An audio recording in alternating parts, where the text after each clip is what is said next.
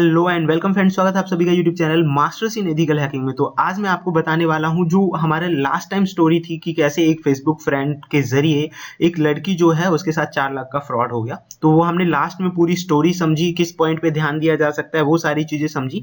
आज हम second part यानी इन्वेस्टिगेशन वाले पार्ट पे फोकस करने वाले हैं। तो जैसे कि आप लोगों को पता है कि मैंने आपको बताया कि क्या क्या चीजें हम सीखने वाले हैं, वही इसका सेकेंड पार्ट है। फेसबुक से जो फ्रॉड हुआ है उसकी पूरी स्टोरी मैं आपको बता चुका हूं। आपके जो कमेंट्स हैं वो भी काफी अच्छे थे। अब मैं आपको बताऊंगा कि जिस पॉइंट पे ध्यान दिया जा सकता है कि मतलब पर्सनली हम क्या क्या चीजें कर सकते हैं और किस हद तक कर सकते हैं, आज हम इस चीज पे फोकस करने वाले हैं।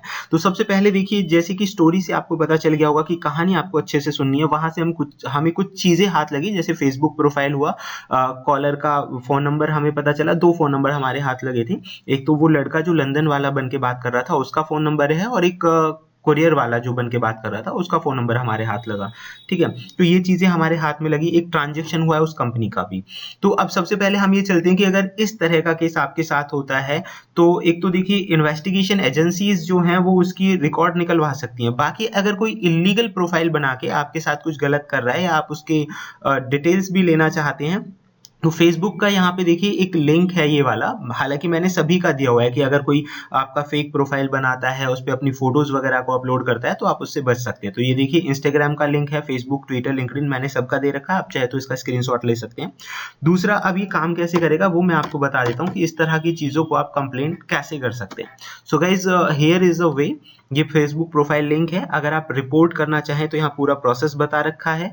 Policies and reporting, report abuse, problem with Facebook, contact grievance, authentication self, reporting a privacy violation, hack और फेक अकाउंट, इंटेलेक्चुअल प्रॉपर्टी, यानी इन सारी चीजों को लेकर आप रिपोर्ट कर सकते हैं। ठीक है, कोई भी जो प्रॉब्लम्स है यहाँ पे फेसबुक ने पूरा प्रोसेस बता रखा है। पॉलिसी, रिपोर्टिंग प्रोसेस जो है उसने बता रखी है। हेल्प सेंटर में जाके आप सारी जानकारी यहाँ से ले सकते हैं, और इनकी पॉलिसीज अगर आप पढ़ना चाहते हैं तो यहाँ पे आप पढ़ सकते हैं। पूरा डिटेल में है ये पूरा का पूरा।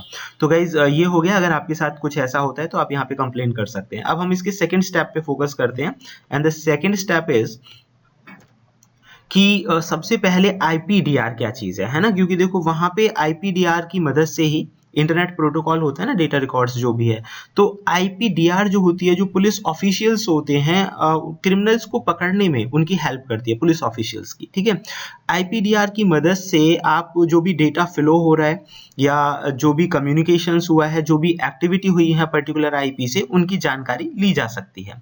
तो इसके अंदर ऑपरेशन सपोर्ट सिस्टम्स आते हैं और बिजनेस सपोर्ट सिस्टम्स आते हैं। अब सवाल ये आता है कि एक इंडिविजुअल व्यक्ति तो कोई जानकारी किसी कंपनी से नहीं निकलवा सकता, बड़ी कंपनी से, लेकिन अंडर सेक्शन 91 और 92 के जरिए, जो कि क्रिमिनल प्रोसीजर कोड है, पुलिस, कोर्ट और कुछ ऐसी बड़ी एजेंसीज जो हैं, लॉ एनफोर्समेंट एजेंसीज जो हैं, वो आईपीडीआर की इंफॉर्मेशंस निकलवा सकती हैं। और आईपीडीआर एनालिसिस की मदद से जो रियल आईपी है और जो से एक्टिविटीज हुई हैं उनका पता लगा सकते हैं। इवन सर्विस प्रोवाइडर कौन है उसके बारे में भी वो लोग पता लगा सकते हैं। तो अगर हमें आईपीडीआर मिल जाता है कि भाई किस आईपी से ये चीजें एक्सेस की गई हैं, तो क्रिमिनल को आसानी से पकड़ा जा सकता है, क्योंकि हमें वहां से इंटरनेट सर्विस प्रोवाइडर का पता चल जाएगा और उस आईपी की पूरी जानकारी हम ले सकते हैं। दूसरा, इसमें जो चीज यूज हुई थी वो था कि एक वर्चुअल फोन नंबर। देखिए, वर्चुअल फोन नंबर वो बंद था, तो फिर भी अगर फोन नंबर तो यूज हुआ है, तो मैं आपको बता देता हूं कि वर्चुअल फोन नंबर को, वर्चुअल फोन नंबर से रिलेटेड जो जानकारी है वो किस हद तक निकाली जा सकती है। देखिए, लॉ एनफोर्समेंट एजेंसीज के पास तो पूरा प्रोसेस होता है, जिसकी मदद से, जैसे मैंने अभी आपको सेक्शन बताया, उनकी मदद से या एप्लीकेशन भेजकर वो वर्चुअल फोन नंबर की भी जानकारी निकलवा सकती हैं। दूसरा, क्या तरीका उनका क्या रहेगा, देखिए, एक तो ये है कि वो लीगल रिक्वेस्ट भेजेंगी सर्विस प्रोवाइडर के पास। दूसरा, अगर फोन कैरियर्स के साथ उनका कोलैबोरेशन है तो भी वो निकलवा सकते हैं ये जानकारी, या फिर उनके पास खुद के स्पेशलाइज्ड टूल्स और टेक्नोलॉजीज होती है, उनकी मदद से वो जानकारी निकाल सकते हैं। अगर बड़ी कंपनीज के साथ, जो टेक कंपनीज हैं, साइबर सिक्योरिटी से रिलेटेड कंपनीज हैं, या जो पर्सन्स हैं, उनके साथ अगर उनका कॉर्पोरेशन है तो भी वो ये जानकारी निकाल सकते हैं। इंटरनेशनल कॉर्पोरेशन, कई बार क्या होता है कि वर्चुअल जो नंबर है वो दूसरी कंट्री का है, तो दूसरी कंट्री के केस में ना ये चीजें, जानकारी निकालना काफी डिफिकल्ट हो जाता है।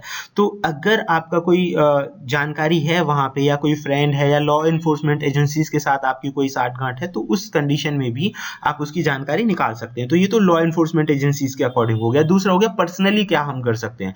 देखिए, वर्चुअल नंबर के केस में सबसे पहले तो आपको प्रोटोकॉल की नॉलेज अगर as a cyber security expert मैं बात करूं तो सिप एक प्रोटोकॉल होता है, ठीक है, सेशन इनिशिएशन प्रोटोकॉल, जिसकी मदद से जो इस तरह के कॉल और कम्युनिकेशन है वो प्रॉपरली हो पाते हैं। तो अगर आपकी इसकी जानकारी है तो MISDN की मदद से MISDN की मदद से आप ये जानकारी निकाल सकते हैं, आपको टूल्स वगैरह की जानकारी है तो। दूसरा एक क्या है कि जो नंबर था, ठीक है, उसे आप कॉलर आईडी पे चेक करिए, अलग अलग जो कॉलर आईडीज है वहां आप चेक कर सकते हैं।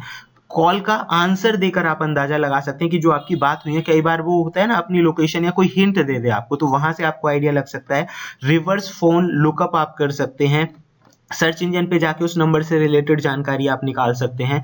फोन करियर का मतलब है कि अगर आपके पास कोई फोन आई है तो आप अपने ही जो फोन प्रोवाइडर है, जैसे कि मान लो एयरटेल है, जियो है, तो आप उनसे फोन करके उससे रिलेटेड कि उसका जो प्रोवाइडर कंपनी है वो कौन है उसकी जानकारी आप ले सकते हैं। सोशल मीडिया प्लेटफॉर्म पे आप उसे चेक कर सकते हैं, या वर्चुअल नंबर प्रोवाइडर कंपनी से आप कॉन्टेक्ट कर सकते हैं। लीगल अथॉरिटीज, ये लास्ट ऑप्शन रहता है आपके पास कि लीगल अथॉरिटीज के जरिए आप उनकी जो जानकारी है वो निकाल सकते हैं। तो ये दो चीजें थी। अब इसका थोड़ा मैं प्रैक्टिकली बताता हूं कि कैसे ये पॉसिबल है इस चीज का।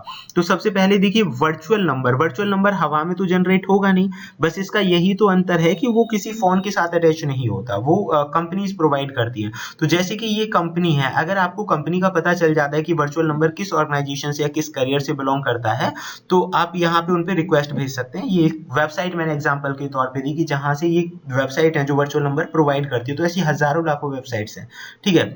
दूसरा, आप अपने फोन कंपनी से ही बात करके पता लगा सकते हो उसका करियर क्या है। तीसरा देखिए ऑनलाइन टूल्स भी होते हैं, जैसे कि यहाँ पे देखिए मैंने एक नंबर लिखा हुआ है और इससे रिलेटेड जानकारी अगर मैं लेना चाहूँ तो सर्च, तो सी नेम लुकअप के टूल्स होते हैं, उनसे आप ये पता लगा सकते हैं। C name lookup is a tool जिसकी मदद से आप ये पता लगा सकते हो। तो मैं इसे लॉग इन करके आपको दिखाता हूँ किस तरह से इंफॉर्मेशन देता है। सो गाइस, जैसे कि आप यहाँ पे देखेंगे हम इस नंबर को सर्च कर रहे हैं, तो सर्च करने के बाद आप देखो काफी सारी इंफॉर्मेशन है वो आपको यहाँ पे पता चल गई। Country if known, United state और कनाडा ये हमें दिखा रहा है। दूसरा लोकल फॉर्मेट दिखा रहा है ये हमें। +1 तो अमेरिका का, जैसे हमारे इंडिया में +91 कोड होता है, ऐसे ही अमेरिका का है +1। और 202 एरिया कोड डिफाइन करता है ना, 3 डिजिट से आपको एरिया का पता चल जाता है। तो यूएस और कनाडा यहाँ पे ये चीज फाइनल हो गई। वैलिड है, एक्टिव है। फ्रॉड स्कोर में आप देखो 100 दिखा रहा है, मतलब कि फ्रॉड नंबर है। तो इस तरह की जो ऑनलाइन सर्विसेज हैं उनसे आप उस नंबर से रिलेटेड जो जानकारी है कुछ हद तक निकाल सकते हैं। व्यू आईपी है, रिस्की है, और आप यहाँ पे देख सकते हैं, मतलब अगर आपके पास भी ऐसे ही किसी नंबर से कॉल आए तो आप यहाँ पे चेक कर सकते हैं, ये आपके लिए एक प्लस पॉइंट हुआ। दूसरा, लॉ एनफोर्समेंट एजेंसीज के लिए भी थोड़ा हेल्पफुल हो सकता है ताकि उन्हें उससे रिलेटेड जानकारी मिले कि ये नंबर कहाँ से और किस करियर के जरिए मिला है। तो आप यहाँ पे देख सकते हैं काफी कुछ जानकारी जो है इसने हमें यहाँ पे प्रोवाइड कर दी है। तो ऐसी भी वेबसाइट्स होती हैं, जैसे मैंने आपको बताया सी नेम या ट्रू कॉलर है, वो आप बेसिकली जानते ही होंगे। ट्रू कॉलर है, व्हाइट पेजेस है, एक ये आईपी भी मैंने आपको बताया।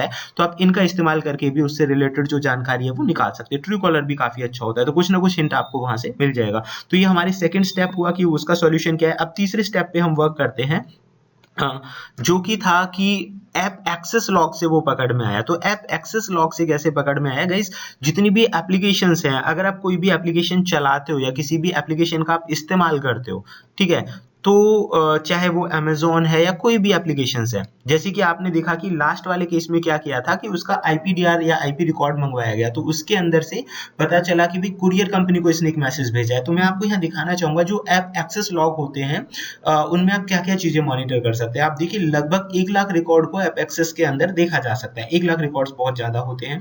दूसरा, इसके अंदर log ID, date, app name, app ID, user ID, event, restriction, ID services, ऐसी बहुत सारी इंफॉर्मेशन इसके अंदर छुपी हुई होती है, जिससे कि एप्लीकेशन को यूज करने वाले के बारे में हम काफी सारी जो डेटा है वो कलेक्ट कर सकते हैं। आप इसमें देखेंगे कि आईपी भी हमें पता चल रही है, कहां से एक्सेस किया गया ये भी हमें पता चल रहा है, यूजर की आईडी, ऑथेंटिकेशन वगैरह क्या चीजें ये हमें पता चल रहा है। तो ऐप एक्सेस के अंदर ही ये पता चला था कि उसने किसी ई कॉमर्स कंपनी से कुछ मंगाया है और उसका वो ऑर्डर कैंसिल हो गया है। अगर कुछ मंगाया तो कुछ लोकेशन भी दी होगी।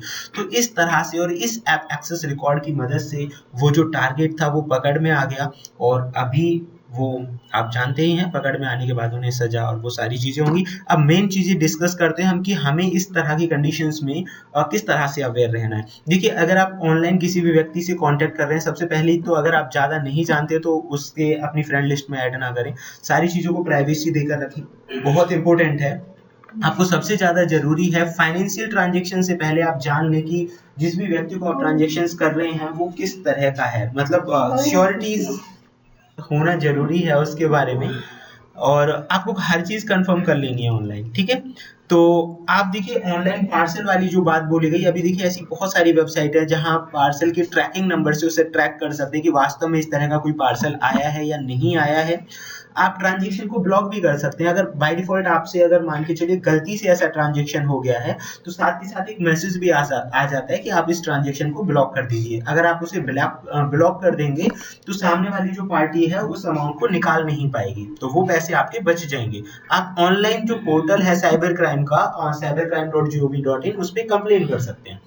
ये कुछ बारीकियां हैं जिन पे आप नजर रख के खुद को सिक्योर कर सकते हैं। तो फिलहाल इस वीडियो में इतना ही। अगर आप चाहते हैं ऐसी बेहतरीन इन्फॉर्मेशन आपको लगातार मिलती रहे तो प्लीज लाइक शेयर और सब्सक्राइब जरूर करें। देखते रहें YouTube channel masters in ethical hacking. Thank you friends.